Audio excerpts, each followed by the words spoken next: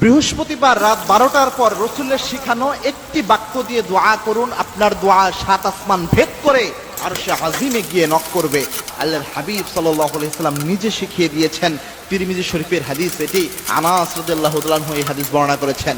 আনাস রাদিয়াল্লাহু তাআলা আনহু বলেন, এক লোক একদিন আল্লাহর হাবিব সাল্লাল্লাহু আলাইহি সাল্লামের পাশে বসে দোয়া করছিলেন, বিশ্বনবী এবং আমি বসা।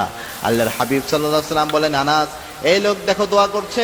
দোয়ার মধ্যে সেই লোক বলছিল, আল্লাহ আমাকে এটা দেন, আমার এই প্রয়োজন পূরণ করেন, আমাকে এই নিয়ামত দান করেন। এইভাবে ওই লোক দোয়া করছিল। আল্লাহর হাবিব সাল্লাল্লাহু আলাইহি সাল্লাম বলেন, আনাস, এই লোক যে দোয়া করছে, আল্লাহ রাব্বুল আলামিন এই দোয়া কখনো খালি হাতে ফেরত দেবে না, কারণ এই ব্যক্তি দোয়া করার সময় এই একটি বাক্যের দোয়া এই ব্যক্তি করেছে। 3টি শব্দ দিয়ে একটি বাক্যের দোয়া করেছে।